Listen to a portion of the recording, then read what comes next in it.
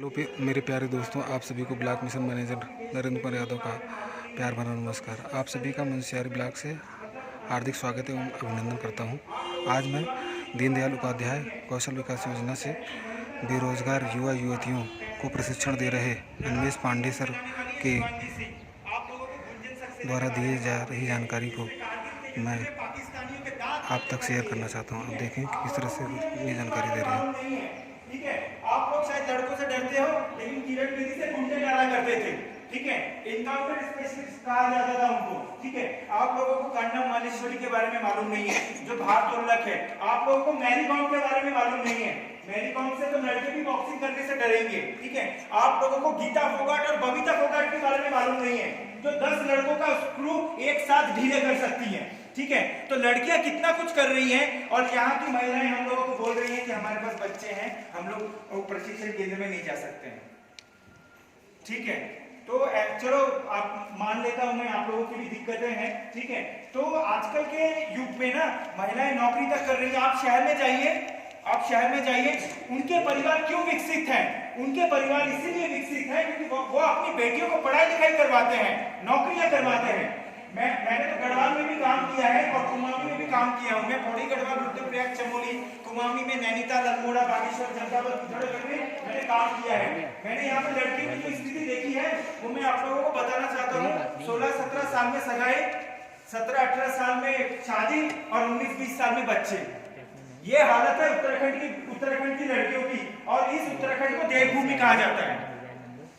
ठीक है, इससे अच्छी हालत तो यूपी की है, मैं बोलना चाहूंगा। इससे अच्छी हालत तो बंगाल की है। सबसे ज्यादा पढ़ी लिखी लड़कियां केरल में हैं और उसके बाद बंगाल में हैं। उत्तराखंड में सबसे ज्यादा स्कूल है, लेकिन उत्तराखंड में सबसे ज्यादा लड़कियां पढ़ी लिखी नहीं है। सबसे ज्यादा लड़कियां पढ़ी लिखी है केरल में, सबसे ज्यादा, उसके बाद है पश्चिम बंगाल में। ठीक है, सबसे ज्यादा महिलाएं जो भारतीय प्रशासनिक सेवा में, आप लोगों को शायद समझ में नहीं आएगा, भारतीय प्रशासनिक सेवा, भारतीय पुलिस सेवा और भारतीय राजस्व सेवा में सबसे ज्यादा महिलाओं को नौकरी मिलती है बिहार, झारखंड और बंगाल से। महिलाओं की बात में बोलूं, वहां के माता पिता अपने बेटियों के लिए सोचते हैं। ठीक है, अपनी बेटी को पढ़ाई लिखाई करवाने के लिए भेजते हैं, तब जाके उनकी बेटी एक साधारण लड़की से दुर्गा मां बनती है। ठीक है, मैं आप लोगों को बस यही बताना चाहता हूँ कि आपके अंदर जो कालिमा छुपी हुई है ना, उसको बाहर निकालिए। ठीक है, ओके। तो दस्तावेजों के बारे में मैं आप लोगों को बता और एक बार समझा देना चाहता हूँ। एपीएल, बीपीएल दोनों परिवार के लोग इसमें दाखिला ले सकते हैं। एपीएल परिवार यदि महिलाएं, माँ, बहन, माता, यदि महिला स्वयं सहायता समूह की सदस्य हैं, उनके घर के बच्चे इसमें निःशुल्क दाखिला ले सकते हैं। एपीएल परिवार है, माता पिता परिवार के लोग महात्मा गांधी रोजगार गारंटी योजना में काम करते हैं। सिर्फ 2019 साल और 2020 साल में कम से कम 15 दिन काम किया हुआ होना चाहिए। ठीक है, उसके बाद बीपीएल प्रमाण पत्र हो गया। ठीक है, अंत्योदय राशन कार्ड हो गया, राष्ट्रीय स्वास्थ्य बीमा योजना का कार्ड हो गया। ठीक है, और बीपीएल प्रमाण पत्र हो गया। मैंने सबको ये पैम्फलेट बांटे थे। ठीक है, और पैम्फलेट बांट के ना मैंने सबको बोला था कि आप लोग सवाल पूछिए, सवाल आप लोगों की तरफ से आने चाहिए। ठीक है, तो मैं चाहता हूं कि सवाल आप लोग पूछिए, सिर्फ भेड़ बकरियों की तरह भीड़ इकट्ठा मत कीजिए। ठीक है, बहुत सारे लोग मुझे पूछ रहे थे कि आप फॉर्म नहीं भरवा रहे हो, आप फॉर्म नहीं भरवा रहे हो। मुझे अपने प्रशिक्षण केंद्र में भेड़ बकरियां नहीं चाहिए, इसलिए मैं फॉर्म नहीं भरवा रहा हूँ। जिसको सचमुच में दाखिला देना होगा ना, वो खुद आगे बढ़ करके मेरे से दाखिला के लिए पूछेगा। इसी तरीके से मैंने 120 बच्चों की भर्तियां तो इसी तरीके से की हैं। मैं भर्ती कराने के लिए गिड़गिड़ाता नहीं हूँ, क्योंकि मुझे पता है जो सचमुच में गरीब है ना, ठीक है, वो अपने घर से, अपने जिले से, अपने विकास खंड से, अपने राज्य से बाहर निकल के जरूर मेरे पास पढ़ने के लिए आएगा।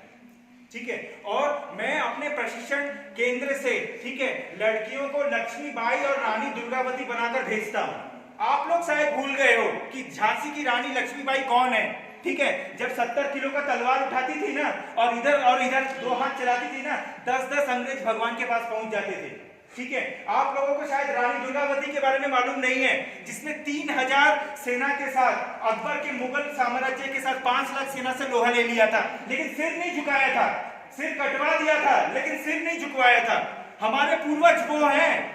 ठीक है, लेकिन हम लोग भूल गए हैं कि रानी दुर्गावती कौन है। ठीक है, कौन है झांसी की रानी लक्ष्मीबाई।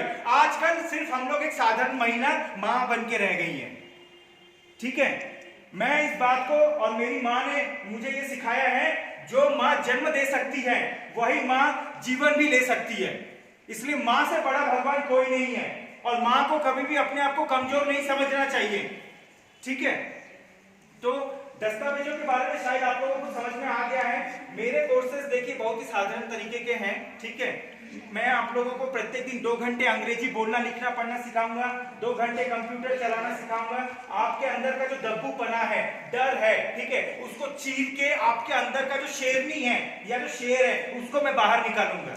ठीक है, हालांकि मैं अध्यापक नहीं हूँ, ठीक है, मैं पूरा प्रशिक्षण केंद्र चलाता हूँ। ठीक है, और मेरा भी फैशन डिजाइनिंग प्रिंट मशीन का कोर्स है। आप लोगों ने जो भी कपड़े पहन के रखे हैं, टोपा हो गया, स्वेटर हो गया, जूते, चप्पल, बैग, ठीक है, वो फैक्ट्रियों में किसी ना किसी ने बनाया होगा।